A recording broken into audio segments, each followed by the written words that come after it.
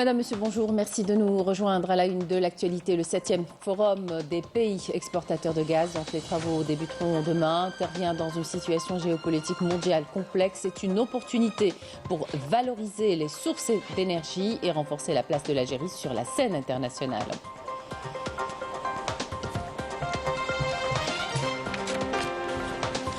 Parmi les pays africains exportateurs de grandes quantités de gaz dans le monde, la Libye, qui compte durant le sommet d'Alger renforcer ses projets d'exploration et d'investissement et de développer ses canaux d'exportation, alors que le Venezuela, qui détient un important potentiel réserve, ambitionne de renforcer ses structures énergétiques de base et profiter de l'expérience algérienne. On en parle dans ce journal. Il sera question de production halieutique dans ce journal. La Skikda, avec ses 274 km de littoral, la wilaya a été classée première en production de sardines et deuxième en pêche maritime à l'échelle nationale en 2023, tout en enregistrant une production dépassant les 287 tonnes de crevettes durant la même année.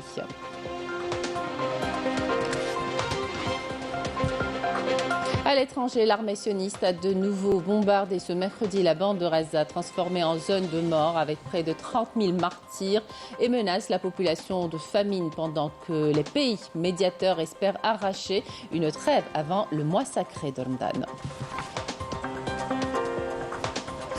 Bienvenue à tous. La 11e session des consultations politiques algéro-françaises s'est tenue hier à Alger sous la coprésidence du secrétaire général du ministère des Affaires étrangères et de la communauté nationale à l'étranger, Lounès Magramen, et de la secrétaire générale du ministère de l'Europe et des Affaires étrangères de la République française, Anne-Marie Descottes. Cette session a permis de procéder à une évaluation globale de l'état des relations au plan politique et de la coopération bilatérale dans l'ensemble des domaines, y compris en matière économique et de circulation des personnes. Les questions internationales et régionales d'intérêt commun ont également été au menu des discussions entre les deux hauts responsables, notamment la situation au Sahel, au Mali et au Proche-Orient, principalement la situation en Palestine en toile de fond, la crise humanitaire à Gaza ainsi que la question du Sahara occidental. J-1 du début des travaux du 7e forum des pays exportateurs de gaz qui intervient dans une situation géopolitique mondiale complexe est une opportunité pour valoriser les sources d'énergie et renforcer la place de l'Algérie sur la scène internationale, ce que le forum vise à réaliser, des objectifs stratégiques parmi lesquels l'élargissement du rôle du gaz naturel dans le développement durable et la sécurité énergétique ainsi que le développement de technologies modernes dans l'industrie gazière. Badia Mardi. Prévu du 29 février au 2 mars, le sommet du gaz qui se tiendra à Alger en présence des membres du Forum des pays exportateurs de gaz est une aubaine pour débattre des questions inhérentes au gaz, notamment dans un contexte géopolitique marqué par des tensions à travers le monde.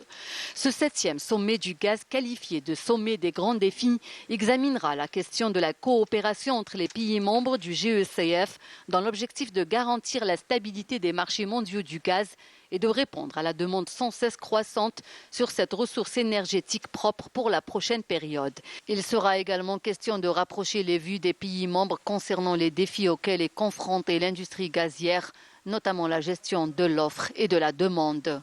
L'Algérie, riche de son expérience, notamment dans la production et l'exploitation du gaz naturel, jouera un rôle prépondérant dans le renforcement du partenariat entre les pays membres pour réduire les émissions de gaz à effet de serre et promouvoir la place et le rôle qu'elle aura à jouer dans le cadre des solutions durables pour l'énergie future et pas que. Elle interviendra également pour rapprocher les visions entre les pays exportateurs de gaz. Le GECF enregistre de plus en plus de demandes d'adhésion en tant que membre à part entière ou membre observateur pour bénéficier des avantages et opportunités qu'il peut leur offrir. Le sommet d'Alger est une occasion pour examiner ces demandes.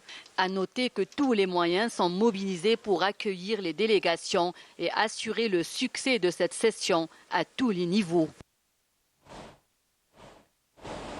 Pour la Libye, pays membre du Forum des pays exportateurs de gaz qui revient en force dans la production du gaz brut, le sommet d'Alger représente une opportunité pour renforcer ses projets d'exploration et d'investissement et de développer ses canaux d'exportation fructueux, raison pour laquelle elle cherche à identifier des opportunités de partenariat et de coopération stratégique. Reportage Ibrahim Belkhir, le commentaire est signé Malika Blel. La Libye réintègre le marché mondial du gaz en tant que producteur majeur et membre fondateur du Forum des pays exportateurs de gaz. Le pays place de grands espoirs dans le 7e sommet du Forum des pays exportateurs de gaz, prévu à Alger à partir de ce jeudi. Nous exprimons notre sincère gratitude à l'Algérie qui va accueillir ce sommet. Comme il est bien connu, l'Algérie exporte d'énormes quantités de gaz vers l'Europe à travers plusieurs pipelines. Je pense que ce sommet devrait mettre l'accent sur le renforcement de la coopération, de la solidarité et accélérer la réalisation de projets gaziers à grande échelle. La Société nationale libyenne du pétrole joue un rôle crucial dans la gestion de cette ressource énergétique. La Libye, qui est connectée à l'Europe grâce au gazoduc Green Stream, relie Melita en Libye à Gala en Italie sur une distance de 520 km. En 2004, un gazoduc marin a été réalisé reliant la région de Melita dans l'ouest de la Libye à la Sicile en Italie, marquant ainsi une étape importante.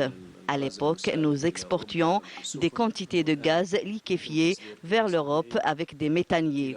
Aujourd'hui, le gaz naturel est exporté vers l'Europe via un gazoduc marin reliant Melita à la Sicile en Italie. Le gaz est ensuite distribué à travers le réseau européen. La Libye produit environ 2,5 billions de pieds cubes de gaz naturel par jour. Le pays cherche à doubler cette production après la signature d'un accord pour le développement d'un champ gazier en Méditerranée avec des compagnies étrangères.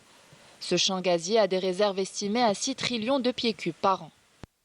Dans le domaine du gaz, nous avons récemment conclu un contrat lors d'une réunion avec toutes les parties concernées à la Société des hydrocarbures de Bragal et nous avons élaboré un plan en vue de distribuer du carburant dans toutes les régions et villes libyennes.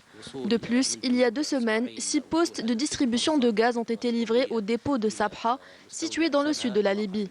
Les équipes techniques sont actuellement présentes dans le sud. Nous commencerons par installer des plateformes de distribution de gaz à partir de Barak el-Shati jusqu'à la région de Sabha, puis nous étendrons le réseau jusqu'à la région d'Obari.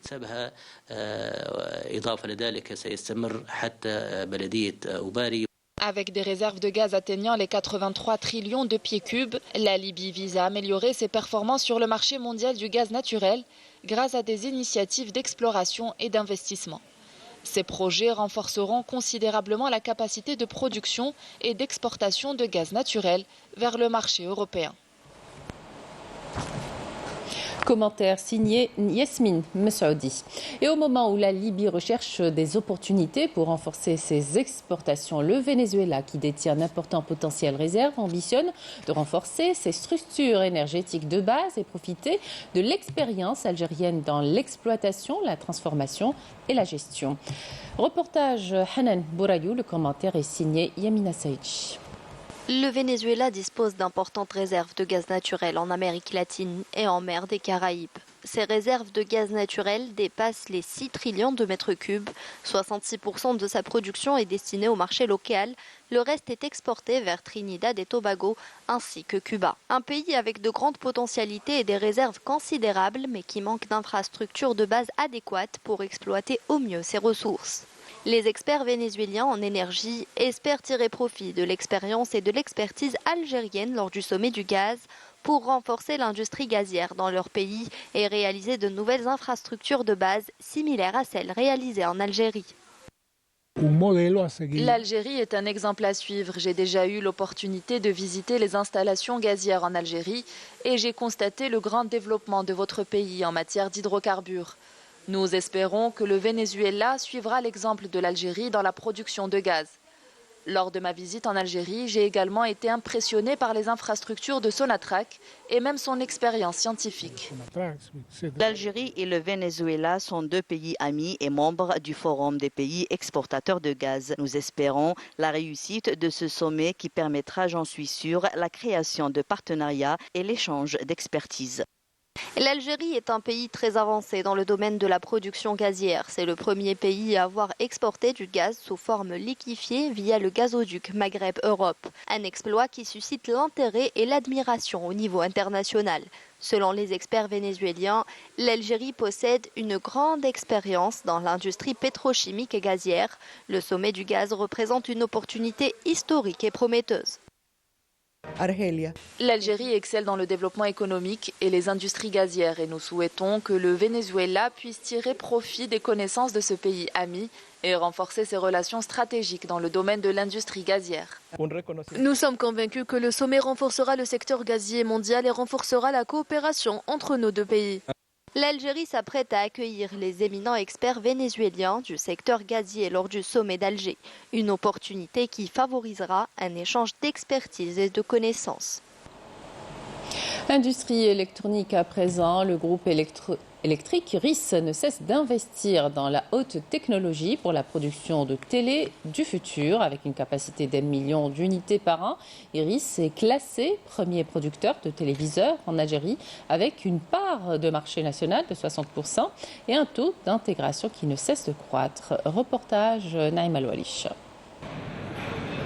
Pour développer sa ligne de production télé à Sétif, le groupe électronique Iris est en train de mettre les bouchées doubles.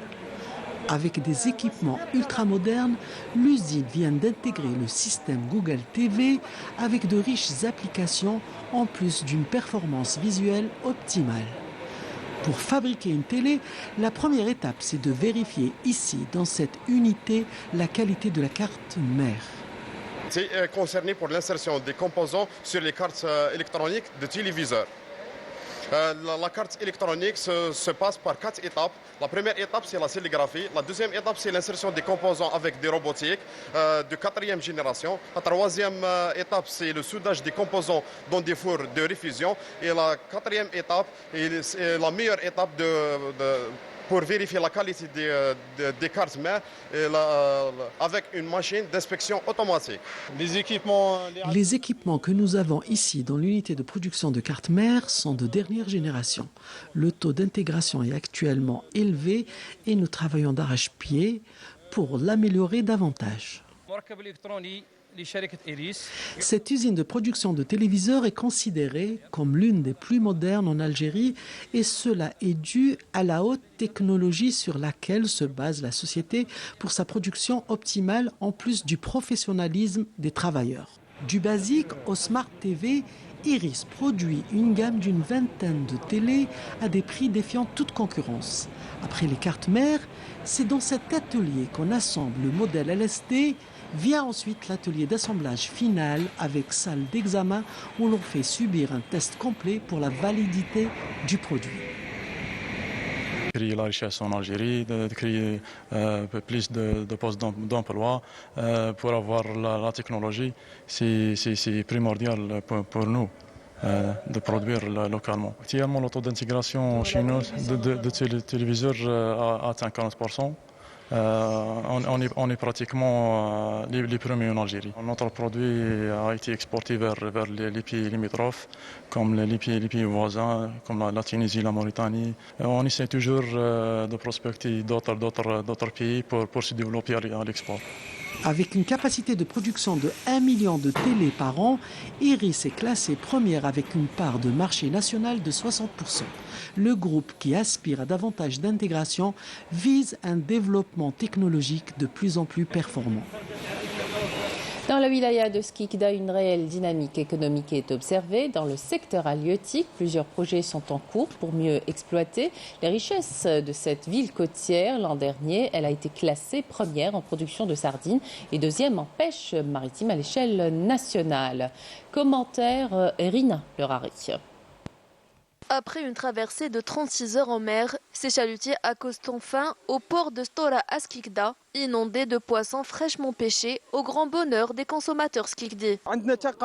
À Skikda, la shorba du Ramadan est traditionnellement préparée avec des crevettes, ce qui nous a permis de vendre une quantité considérable au souk al-Rahma. Nous avons pêché de la crevette royale et de la crevette blanche, ainsi que de la lotte. Avec ses 274 km de littoral, la wilaya de Skikda a été classée première en production de sardines, ainsi que deuxième en pêche maritime à l'échelle nationale en 2023, tout en enregistrant une production dépassant les 287 tonnes de crevettes durant la même année.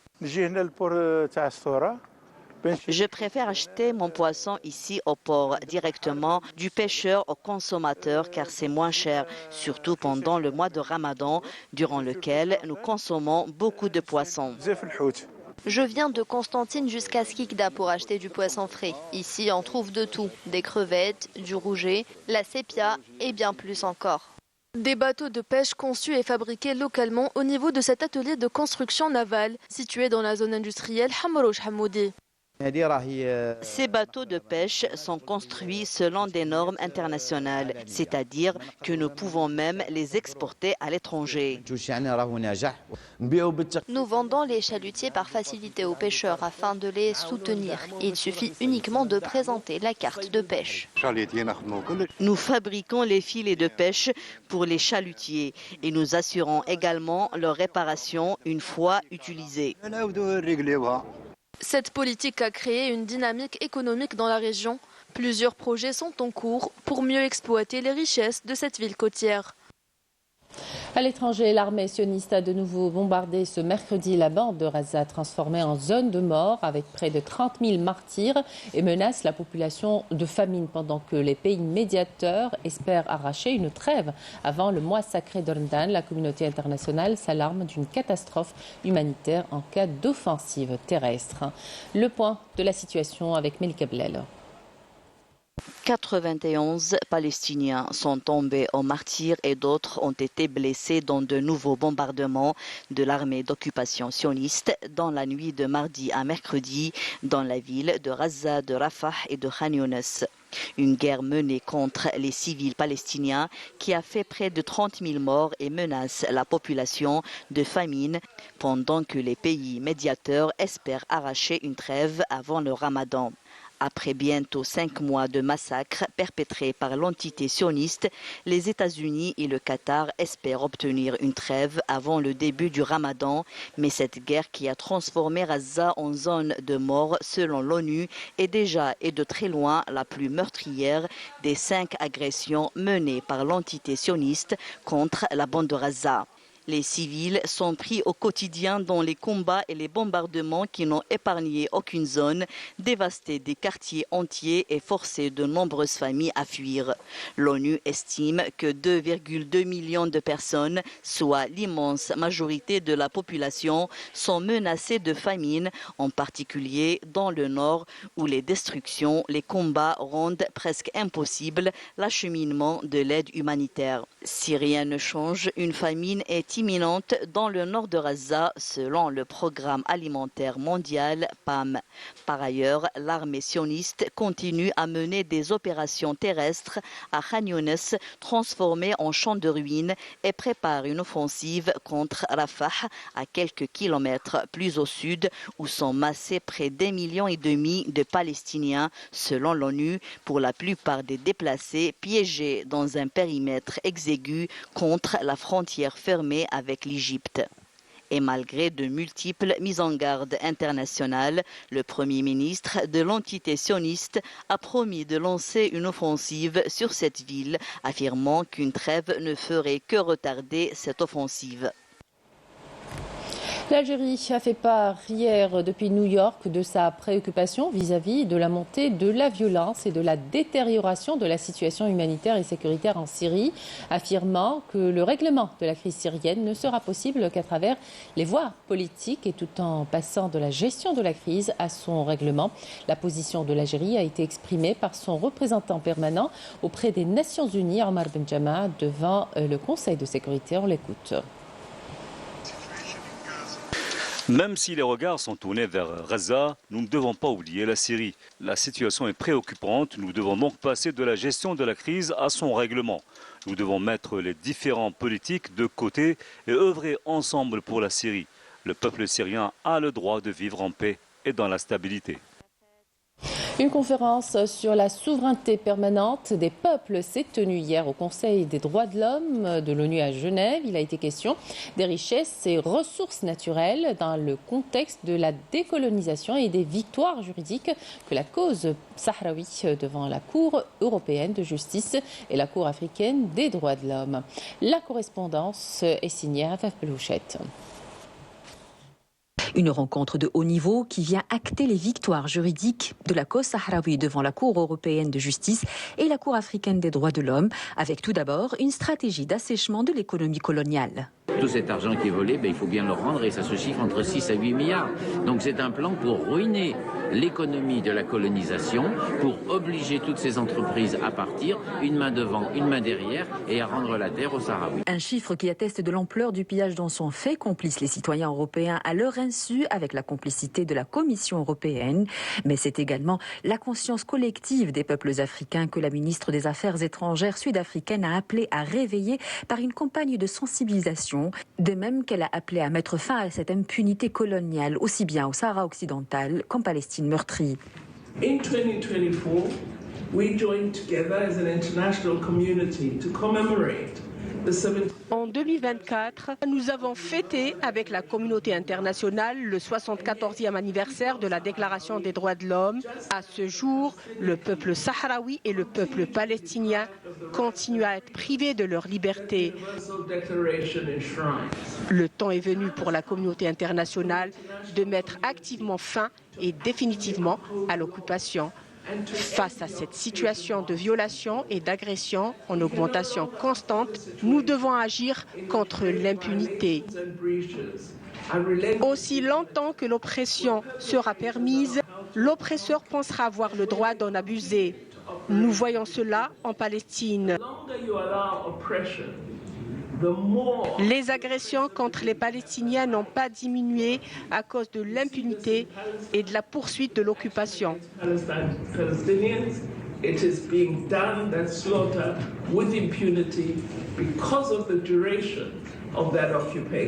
Une rencontre qui a mis aussi en avant la responsabilité actuelle et non seulement historique de l'Espagne dans la protection du peuple sahraoui.